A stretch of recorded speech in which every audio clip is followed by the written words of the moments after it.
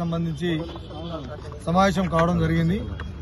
15వ తారీఖు పెట్టుకున్నటువంటి అన్ని సంఘాలను గిరిజన సంఘాలను పిలిచి పెట్టినటువంటి సమావేశం ఈరోజు సమావేశ ఎజెండాను ప్రకటించాలని చెప్పి భావంగా ఈరోజు పెట్టుకోవడం జరిగింది. 20వ తారీఖు నాడు నిజ నిర్ధారణ కమిటీ మా గిరిజన సంఘాలతో పాటు పౌర హక్కుల సంఘం నుంచి ఆ నిజ నిర్ధారణ కమిటీలో ఉన్నారు. వారు ఉదయం 8 గంటలకు ఇక్కడి నుంచి లగచర్ల సందర్శిస్తానికి, అక్కడ బాధితులతో మాట్లాడడానికి, అక్కడి నుంచి కలెక్టర్ గారితో కూడా మాట్లాడడానికి ఈ ఏర్పాటు చేసుకుంటున్నాం. ఓన్లీ ప్రతినిధి బృందం మాత్రమే పోతుంది. ఏదో మేము పెద్ద పోరాటం చేసుకోవడానికి పెద్ద ఎత్తున జనాలను లక్షలాది మందిని కదిలించుకొని పోవట్లేదు.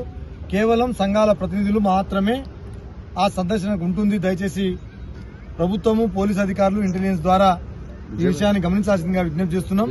ప్రధానంగా సమస్య అక్కడ ఉండబడినటువంటి లగచర్లలో జరిగిన సంఘటన మీకు అందరికీ తెలుసు. భూములు ఫార్మా సిటీ కోసం ల్యాండ్ ఎక్వేషన్ జరుగుతున్నప్పుడు అది ఒక పద్ధతి ప్రకారం 2013 ల్యాండ్ ఎక్వేషన్ యాక్ట్ సెక్షన్ 10 ఏదైతే చెప్తుందో దాన్ని అతిక్రమిస్తున్నారు. అది అగ్రికల్చర్ ల్యాండ్ ను తీసుకోకూడదని చాలా స్పష్టంగా ఉన్నది సెక్షన్ 10 లో. అయినా దాన్ని తీసుకోవడానికి ప్రయత్నం చేస్తున్నారు. ఆ తీసుకోవడంలో కూడా మొత్తం గిరిజన భూములు ఉండడం చాలా బాధాకరం. అది నిన్న మొన్న నుంచి ఏదో కలెక్టర్ గారి మీద జరిగినటువంటి పరిణామంతో వ్యతిరేకతో చేస్తున్నటువంటి పరిస్థితి కాదు. గవర్నమెంట్ వచ్చిన తెల్లారి నుంచే అక్కడ ఫార్మాసిటీ పెడతా అంటే అక్కడి నుంచి వ్యతిరేకిస్తున్నటువంటి ప్రజలు, ఆ నియోజకవర్గ ప్రజలే, అక్కడి బిడ్డలే చెప్తున్నారు. మరి వారికి తెలిసి కూడా ఎందుకు జిజ్జుకు అక్కడ ఫార్మాసిటీ పెట్టాలనుకుంటారో మాకు ఇప్పటికీ అర్థం కావట్లేదు. పైపెచ్చు ఆ ఫార్మాసిటీకి సంబంధించిన రైతులు కలెక్టర్ గారు పోయినప్పుడు మా మీద దాడే జరగదని కలెక్టర్ గారు చాలా స్పష్టంగా చెప్పిన తర్వాత ప్రభుత్వం గాని, కొన్ని మీడియా పత్రికలు గాని దాడి చేసిందని పోలీసులను ముందు పెట్టి రాత్రిపూట మా గిరిజన తండాల్లో, లంబాడి తండాల్లో ఇళ్ల మీద పడి ప్రెగ్నెన్సీ ఉన్నటువంటి మహిళల పక్క నుంచి భర్తలను ఎత్తుకుపోవడం, ఆడవాళ్ళ మీద ఎక్కడ పడితే అక్కడ చేతులు పెట్టి పిసకడం, ఇది చాలా దారుణమైనటువంటి సంఘటనగా మేము భావిస్తా ఉన్నాం. ఇలాంటి పరిస్థితులు తెలంగాణ రాష్ట్రంలో చూస్తామని మేము అనుకోలేదు.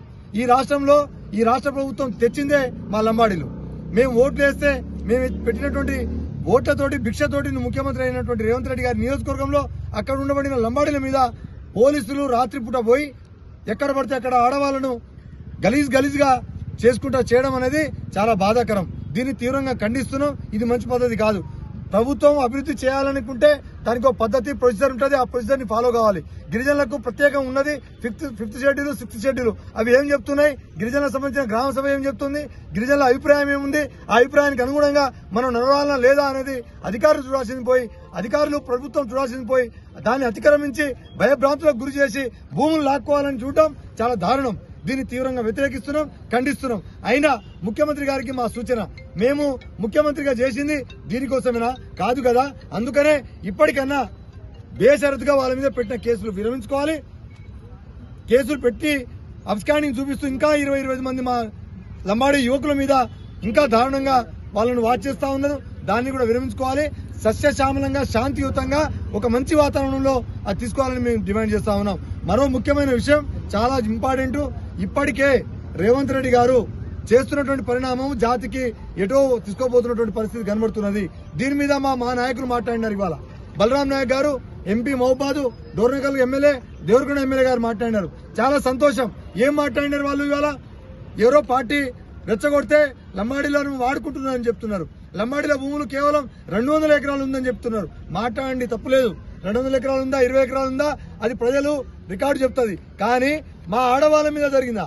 నువ్వు ఆ జాతిలో పుట్టినటువంటి మీరు మన ఆడవాళ్ళ మీద జరిగినటువంటి దాని మీద మాట్లాడుకోవడం, దాన్ని కూడా తీవ్రంగా ఖండిస్తున్నాం. రేవంత్ రెడ్డి గారు ఏజెంట్ గా రేవంత్ రెడ్డి గారు ఏం చెప్తారు వినటానికి మీరు రావచ్చు కాక, కానీ నువ్వు ఆ జాతిలో పుట్టిన మీరు నాయకత్వం వహిస్తున్న మీరు, ప్రజాప్రతినిధులు ఉన్నటువంటి మీరు మన ఆడవాళ్ళ మీద చేతులు ఎక్కడ పడితే అక్కడ వేసి దారుణం చేసి, ఒక ముసలామె, గుడ్డి ముసలామె ఉంటే తన చేతిలో కర్ర తీసుకొని దారుణంగా అవమానించి ఇబ్బందులు పాలు చేస్తే దాని మీద ఎందుకు మాట్లాడలేదని ఈ సందర్భంగా ప్రశ్నిస్తూ ప్రొఫెసర్ చంద్రు గారు దాని